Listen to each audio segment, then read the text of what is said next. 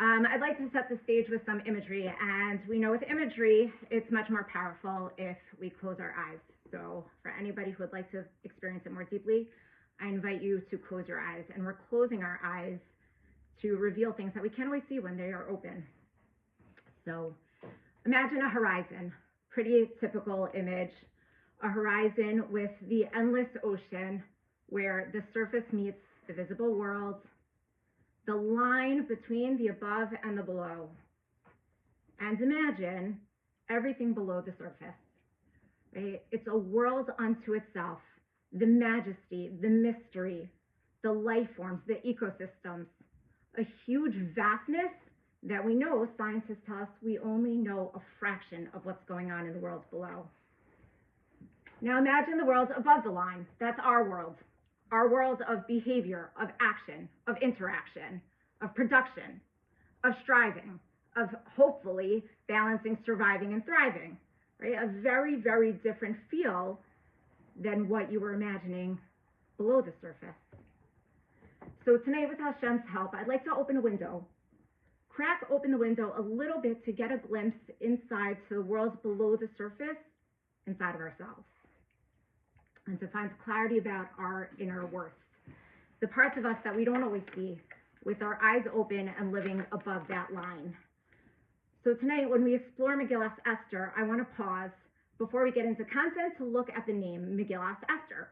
Sometimes going back to basics can be as illuminating as when we delve deep into commentary. Sometimes we take a sefer off the shelf, we glance by the name, and we go straight into psukim and mifarshim. So I want to pause and really look at the name Megillas Esther. It took me till now, 41 years, till this shiur, preparing this shiur, to actually stop, pause, and think about the name. I think so often in school, we're always encouraged to be up here. Right? When my boys were even interviewing at middle school, it was, oh, this is how many block Gemara we finish in a year. Like, that's a badge of honor. And for girls, how many Manmei Chazal did you memorize? You don't know what it means? You don't know the context? Okay, whatever. But how many Manmei Chazal? For high school, for seminary, for shidduchim. And don't worry about the rest. And I think it's such a chaval because those basics are the spark upon which we're able to build everything else. So it took me 41 years till these past couple months to realize the beauty in the name Megillas Esther. We know Esther's integral to the story, obviously. So is Mordechai. So are the Jewish people. It's the story about the Jewish people. Why isn't it called Megillas Mordechai ve'Esther? Why isn't it called Megillas Purim? The word Megillah comes from the word legalos, to reveal. Esther, from the word Hester, that which is hidden. So there must be something uniquely hers, something about her specifically that warrants her name on the scroll that we read year after year after year. Not as a tribute, not as recognition of Esther, but a message that lasts the test of time.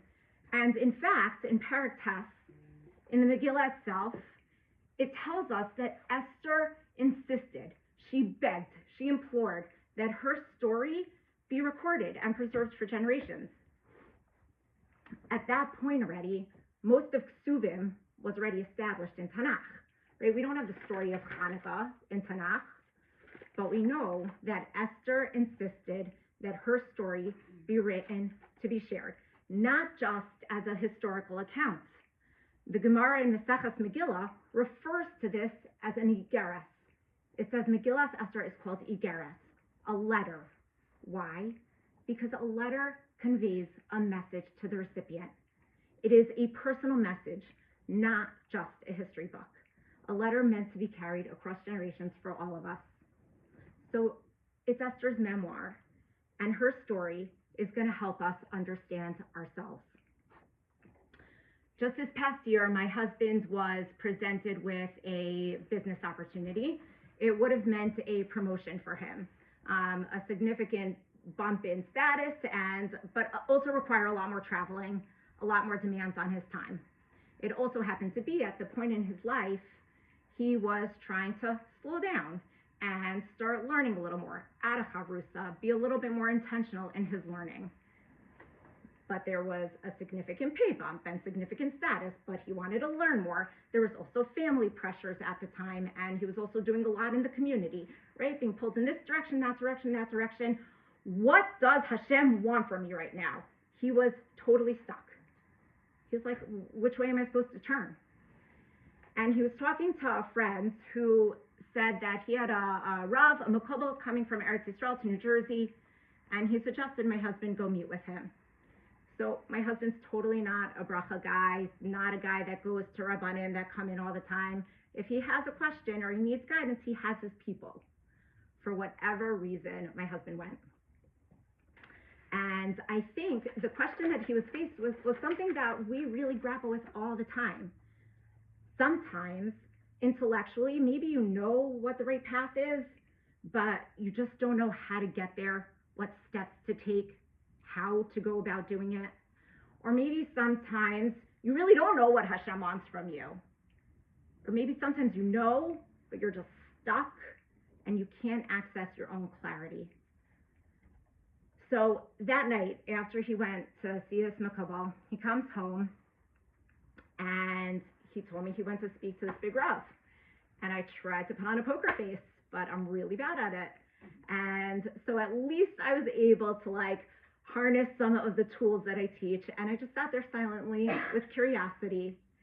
And just, if you ever want your husband to continue to share vulnerably, or boys that you're dating, and they finish speaking and then there's silence and you want to fill it, don't, right?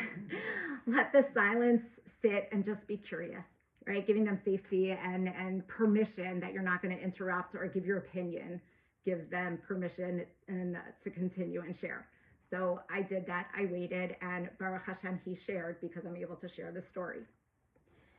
He said the Rav had the most piercing knowing eyes, right? Like that chain, a gadol that can look inside your soul and tell you what you're supposed to do. And that's what he wanted this Rav to tell him. Tell me what to do. What is my tafkid here? And the Rav answered that people get so consumed with the question of tafkid. Like if I daven hard enough, a malach's going to descend from Shemayim and pass me a little note that says, here's your tafkid. Or that if I open enough svarim, the bottom shelf, the top shelf, this sefer, that Kabbalah sefer, this Musar sefer, the pages will reveal something to me about my tafkid. The Rav didn't do that. He said something far more simple, and I think something far more powerful. He said to my husband, Hashem's already shown you. You just need to open your eyes. He said, whatever is in front of you, that is your tafkid. The life you were given, the family, the struggles, the opportunities, the pekala you carry, that is your mission. Whatever you're feeling relative to those circumstances, that is your mission. To discover it, to grow through it, and to use it to bring good into the world. The Makobel said, open your eyes. But sometimes we can't. Sometimes we're so overloaded with distraction or anxiety or fear or circumstance or a story that we're telling ourselves. And sometimes we're just blind to it. So I think sometimes we actually have to close our eyes, pause, and look inward, to look beneath the surface what's been there all along. So in this example, just to finish the story, for my husband it was balance, right? He goes all in all the time, and he just couldn't do it anymore. That's what was tugging at him. That was his tafkid in the moment. So this experience, this story, this gave me pause, I think, to see Esther's story a little differently. In the past, Megillas Esther has always seemed very dramatic, right? Larger than life, almost fictional, probably because of the coloring books or the caricatures or the costumes, right? Or the festive nature of the day. But revisiting it now, I don't see a character. I see a woman, like many of us. A woman placed into circumstances she didn't choose, right? A woman navigating uncertainty, fear, all these things that we get so bogged down with. Faced to confront, is this my life? What's my worth? What's my impact here? Sounds like times in my life. I'm sure times in your life. It's a universal human experience. So with this perspective, let's understand the name Megillas Esther. A Megillah is a scroll, right? But its shortish, like we said, is legalos, to reveal. Because what's a scroll? A scroll is layers on top of layers on top of layers, rolled tightly until slowly and intentionally we unroll it. We unroll and unroll to reveal that which is already written inside. Like Esther and like a Megillah, we are layered. We are complex. We're a culmination of nature and nurture, of experience and our essence. But how long do we ever pause and really think about what's underneath those layers? To allow our outer circumstances, our outer selves to come into alignment with our personal neshamos. What parts of us remain hidden, waiting to be legalos? So let's meet Esther in her story. When we first meet her, she's a demure, shy, quiet girl, right? And in a world completely not of her choosing. For sure, spiritually and religiously, she's in a non-Jewish court where everybody's doing who knows what.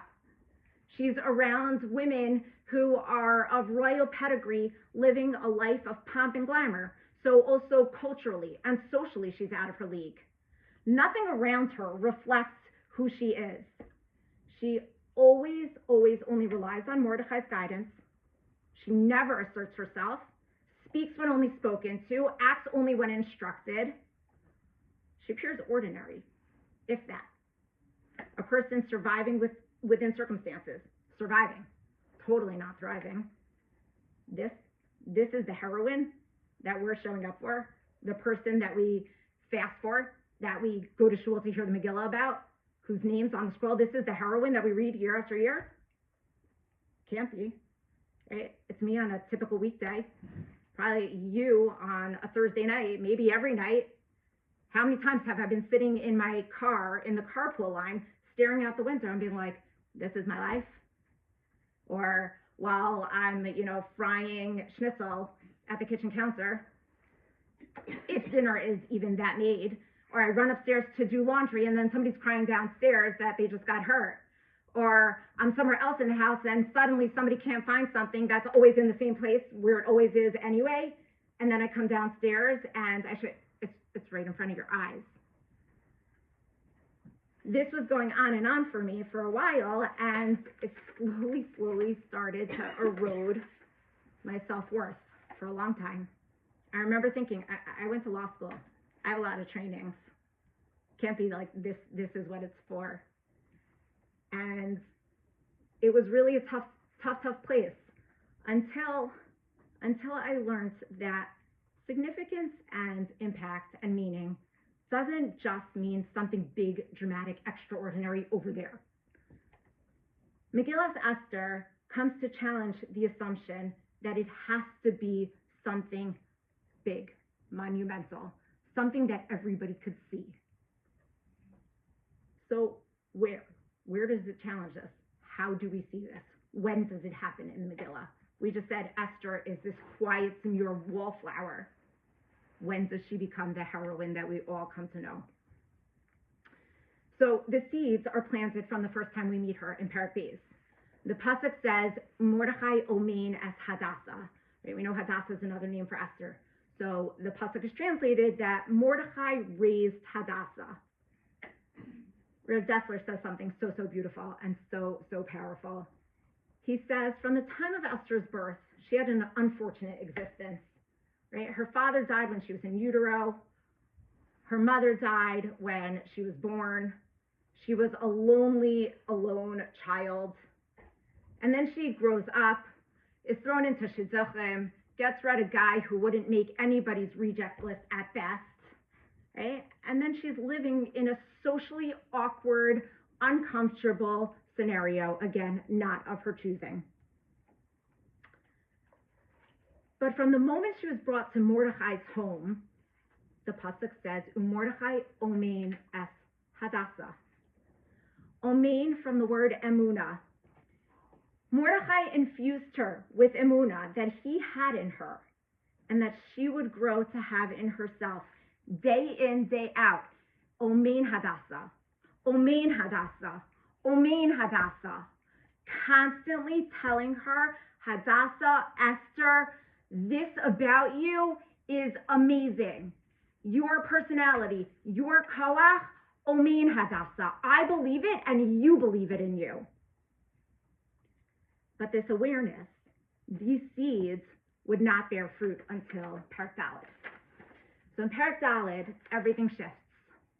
Perek Daled, Pasuk Yud Gimel. This is Esther's turning point. Her moment of truth.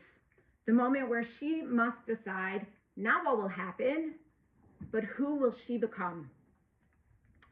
What's happening in the Megillah here is the temperature is rising for the Jews. Things are getting tense. Haman is rising to power, and he is very offended by Mordechai refusing to bow down to him. And this wasn't just a personal affront, but a national insight that Haman resolves to destroy the Jewish people.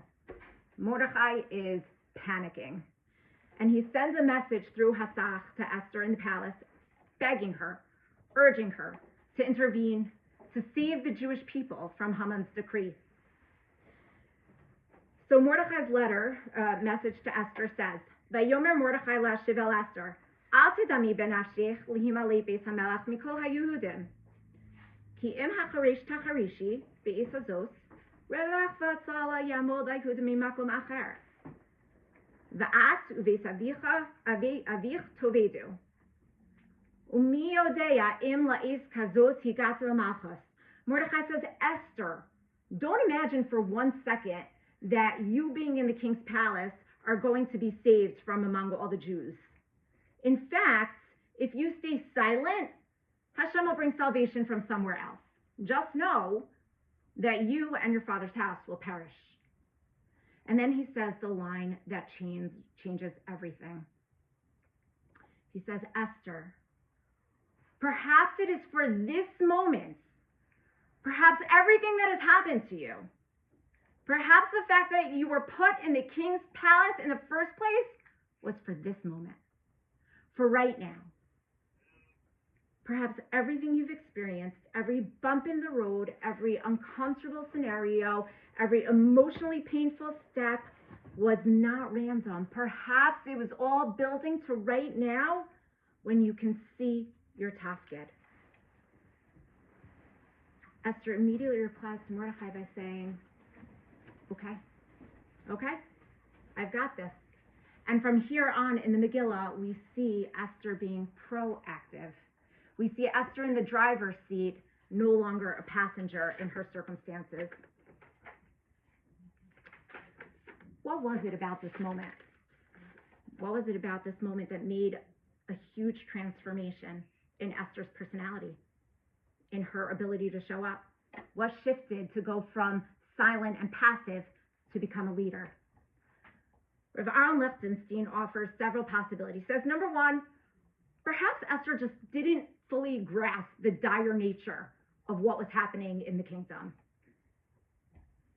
He says, perhaps for the first time she understood that her life had purpose, that her circumstances were not accidental, but intentional. Every bump in the road, every emotionally painful step, that it was to come to a mission that only she could fulfill. Or, says Rav Aaron Lichtenstein, perhaps it was Mordechai's belief in her, his ability to see her greatness that allowed her to see it in herself. Mordechai doesn't shame her, he doesn't yell at her, he doesn't command her. He tells her this is the reality of the situation. But then he follows up by reflecting her significance back to her. The revelation that transforms silence into leadership comes from being seen and being valued in her moment of truth. Rebbetzin Slavi Youngreis Wolf points out something very interesting in this exchange. She says, notice Mordechai uses a double lashon. Im hacharesh tacharishi. If you stay silent, silent. What is the double Lashon coming to teach us? She says Mordechai wasn't just talking to Esther about that moment. He was talking to Esther about that moment relative to the rest of her life. He was telling her, Esther, if you stay silent now, there may come times in your life in the future when you will have wished that you stepped into yourself but didn't, and then the opportunities will no longer present themselves. Not because you weren't capable, but because you didn't become who you were already inside. When I heard this from Rebbetzin Wolf, it felt very defeating, right? It doesn't feel good. So I'm for sure doomed to a life of missed opportunities because I've been silent in my life, no question. But she says something very comforting. She explains it like this. She says, we are not born great. People are not born great. We become great through our choices.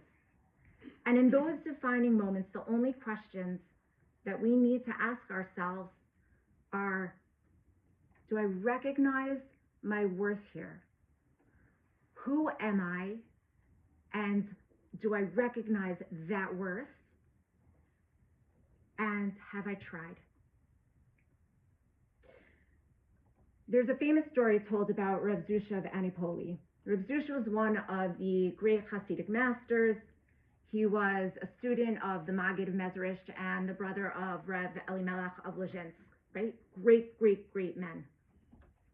If you met him, you would never know it. He lived simply, quietly, and with humility. But yet, Reb Zusha lives with one great, profound awareness of people, and that was that every person is created with a unique tafkid that no one else can fulfill. And near the end of his life, his students see him on his bed crying, and they say, Rebbe, what's wrong? He says, I'm afraid I'm going to be judged. And his Talmidim say, Rebbe, you lived a life of mitzvos. You lived a life of holiness. If you're afraid you're going to be judged, what hope is there for any of us? And he explained that he was afraid when he would go to Shamayim, they would ask him, Zusha, why aren't you like Avraham Avinu? He's not afraid that they're going to say, Zusha, why weren't you like Moshe Rabbeinu? He was afraid that they would say, Zusha, why weren't you like Zusha? Why didn't you become the person that you were meant to become? Our avoda is not to become someone else. Our avoda is to learn to become ourselves, to reveal the part of us that Hashem intentionally put inside of us, our authenticity, our emotional integrity. Esther wasn't meant to be Mordechai. She was meant to be Esther. And Rebbetzin Wolf tells us that the greatest tragedy is not failing, it's never knowing who we are to really try. So there's another moment in our history, another person who stood at such a crossroads, right? Yosef HaTzadik. Yosef was in Mitzrayim, removed from his home, his family, his identity, sounds very familiar, placed in a foreign palace, forced to function in a world completely disconnected. And like Esther, he faced a moment not only that would define the rest of his life, but also the future of Klal Yisrael. But he would be the only one who would know the outcome of whether he triumphed or failed. He was alone with Eshes Potiphar. Would he remain aligned with his inner truth, which we'll explore in a minute, or surrender to his external circumstances? Very tempting. So this really was made very, very clear to me in a very, very beautiful way about finding yourself in a hard place, circumstances that may be extremely overwhelming, and being able to draw upon something very, very personal. Not out there, but something already inside of ourselves. My boys had a Yom Ian a few months ago, and they have an amazing Rebbe. I'll name him because he's just amazing. Rabbi Noah Sauber, who shared a Maharal that really gave a different light to this story about Yosef. As my children have become older, they become teenagers. I'm sure many of you, this will resonate with many of you. They have become teenagers in the world of craziness, navigating tremendous challenges of today's world. And I find myself navigating similarly to be the mother of such teenagers. And I find myself constantly davening. My davening has shifted to please don't mess them up, right? To please be able to meet them where they're at and still allow me to infuse my hashkafos and values, right? It's pivoted very, very much. And Rabbi Sauber explains something that I try to hold very deeply when I think about these kinds of conversations around my children. Rabbi Sauber said that when Yosef was faced with the test of Eshes Potiphar, something very famous, many of us know, the Gemara and the Medrash say, Nirasa lo demostikirono shelaviv. Right? On a simple level, a simple translation to that, the way we all know it is that Yosef saw the image of Yaakov, his father. And by seeing that image, we say he was inspired and motivated to overcome and not sin. But Rabbi Sauber says the Maharal explains this in a much deeper way, but really going back to basics. He says the dikduk does not support this translation. He says, no. If you look at the dikduk, the word shel shifts the possession of who the image belongs to. It was not that Yosef saw the image of Yaakov and that inspired him to not sin. It was that Yosef saw the image that his father had of him. That Yosef saw the version that Yaakov believed in him. He saw himself through his father's eyes. The person that was worthy, the person that was capable, the person that was trusted. And that gave Yosef the strength to overcome. It was the things that he already had inside of himself. Resolve, perseverance. We know in Yosef's life, he went through trials and tribulations over and over. And each time he overcame and then was confronted with something else. And he overcame and was confronted with something else. He already had what to draw from inside of him. And he just needed to shift the light to be able to see it inside himself. So Yosef was able to draw upon this and choose to be a line over impulse. In difficult circumstances, he chose his identity over that. He was able to reveal himself instead of conceal it.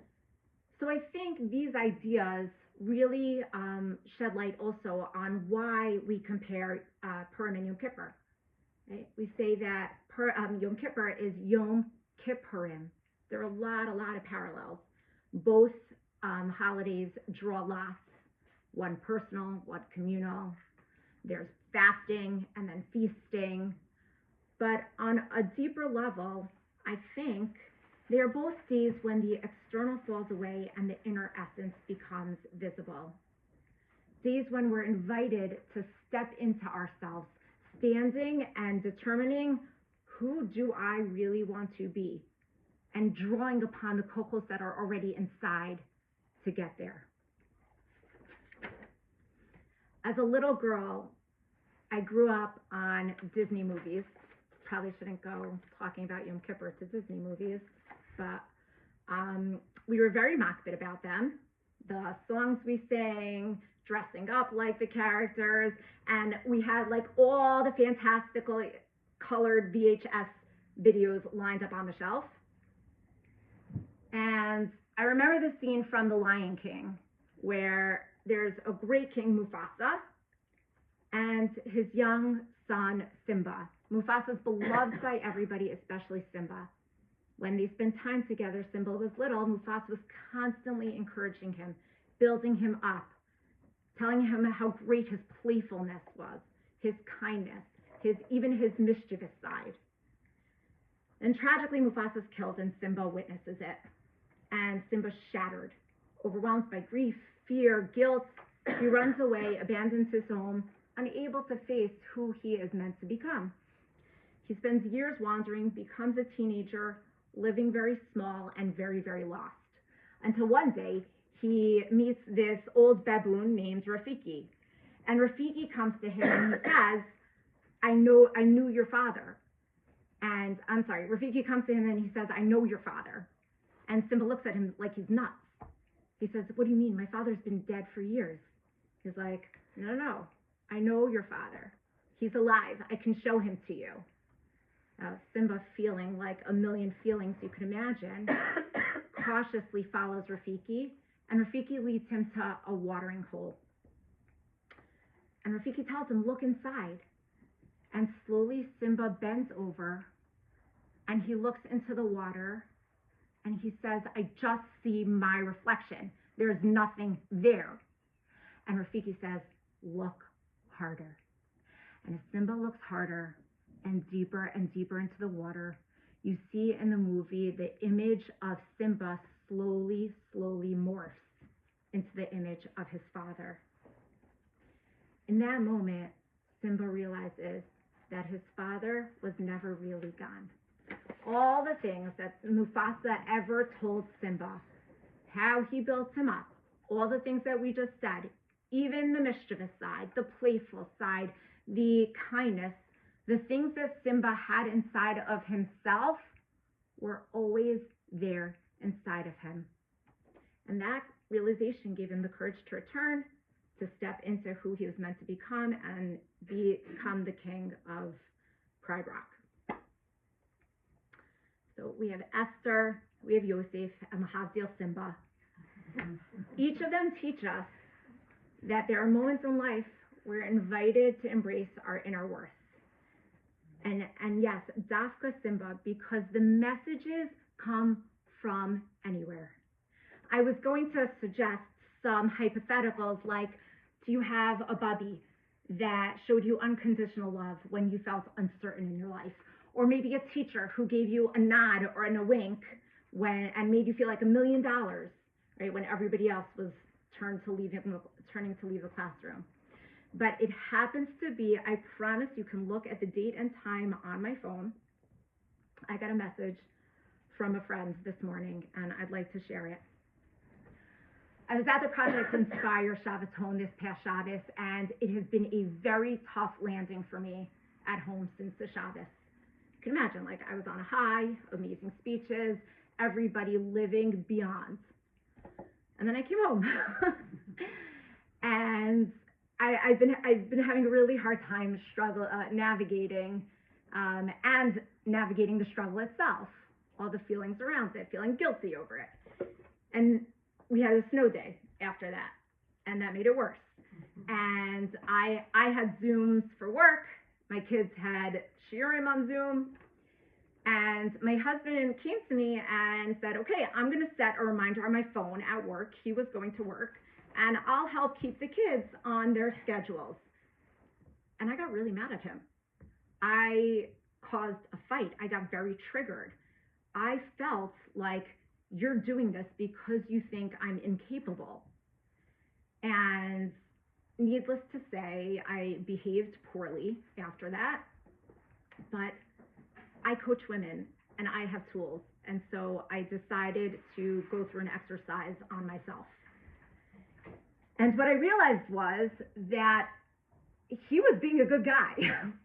And I was dealing with major insecurities of feeling incapable myself. And I was feeling very upset and angry at my own limitations.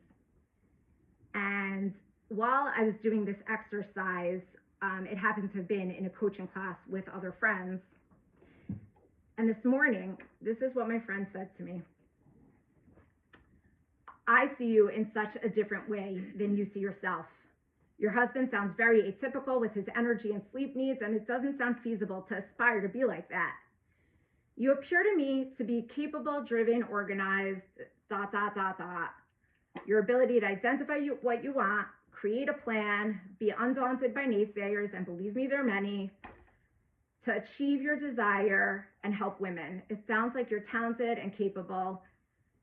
And under that message is another message that says, now your avoda is to believe me.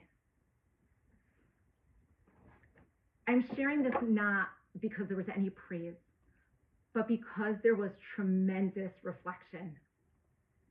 And her saying to me, now you have to believe me, now your avoda is to believe me, are mamish words that I have on the pages here. We don't always have a person that is telling us what our inner worth is. We don't always have a person shining the light for us. But what we all do have is a chelek elokat mimal, a part of Hashem inside of us. And when we look in the mirror or we close our eyes, I really believe it takes a tremendous amount of emunah to say that there is infinite worth inside of me, not because I created it, and not just because Hashem made me, but because Hashem made the parts of me that make me me. All of it. So it's part of Hashem inside of me. And I was speaking to my daughter in seminary, and she shared an idea that's exactly this, that emotions are not reality. And I was like, whoa, what do you mean, of course they're reality? She's like, no, what we believe dictates our emotions.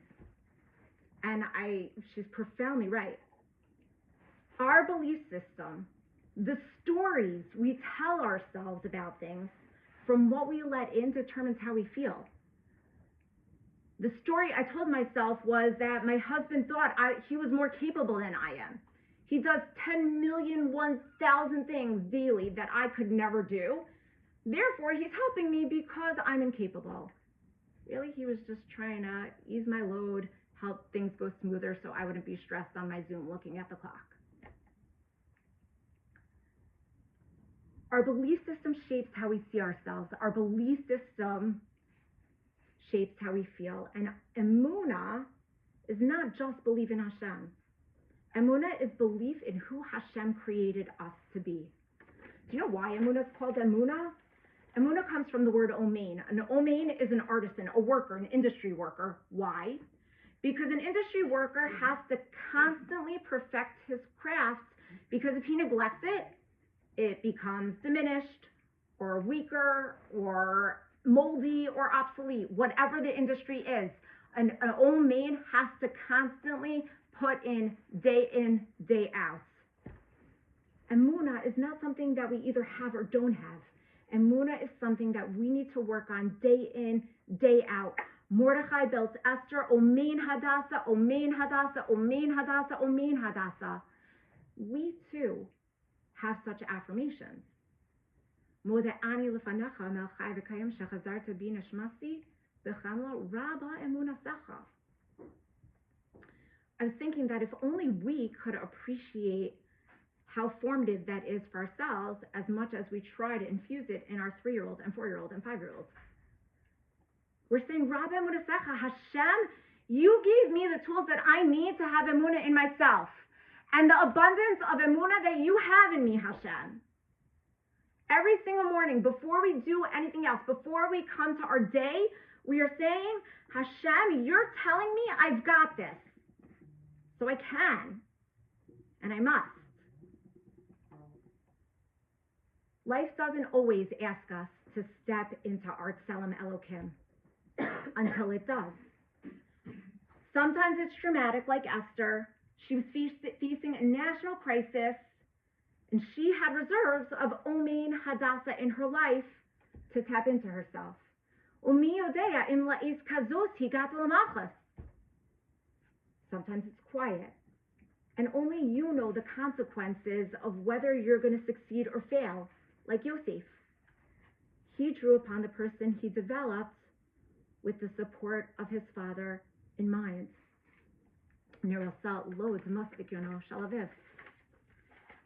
Both are moments of revelation, because the Megillah doesn't create something new when it's unfolded, when it's unrolled. It reveals something that was already written. And I think that our lives are the same. Our defining moments don't create greatness, they reveal it. And when I work with a woman and she's going through something hard in her life, and sometimes I tell her to close her eyes and we delve deep into a black hole, and I ask her what emotions are coming up. And so often, you know what the response is? To suppress it, to apologize for it, to justify it, to negate it, to bypass it. And I say, lahefach. The feeling is not something to suppress. It's something to notice, something to hold, and then something to develop, because the deepest parts of us are not mistakes. They're signals from Hashem. And when we learn to listen and to hold those feelings with compassion and courage, we allow our Tselem Elokim to be expressed in the world, to become a Tselem Chai. And I think that's what it means to be Matzliach, successful. The word Matzliach, if you jumble around the words, the letters, it spells Tselem Chai. When we embrace it and we express it, that is the definition of our success.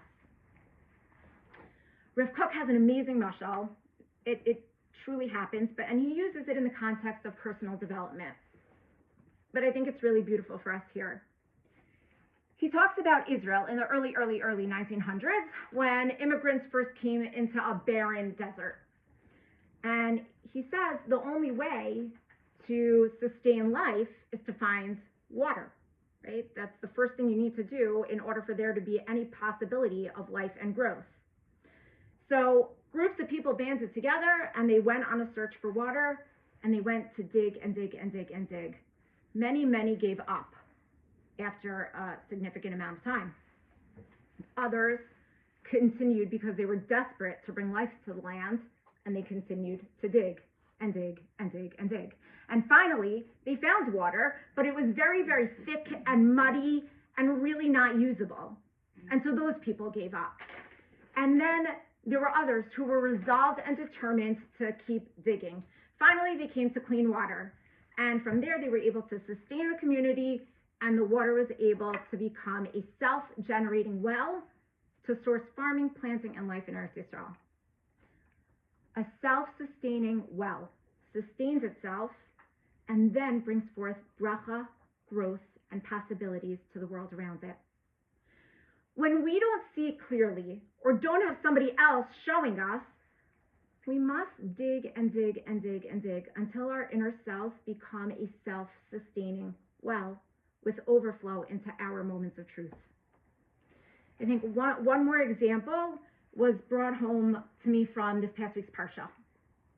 In this past week's Parsha, we were talking about all the kelim for the Beis HaMikdash, and the pasuk says to make the kruvim, the two angelic figures that sat on top of the aron. And it says take a block of gold and a hammer and make the kruvim. So on the surface, this seems pretty straightforward. These are very clear, direct instructions. Take the gold, take the hammer, form the kruvim. But on a deeper level, I think it's the Baal Shem Tov that says the kruvim were always already formed. They were placed in a block of gold. And the instructions were to hammer away the excess gold and reveal the kruvim that were already inside. That's exactly what we're talking about.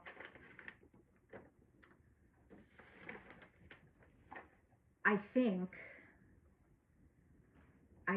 this may be some of what Rachel and Rachel were able to tap into.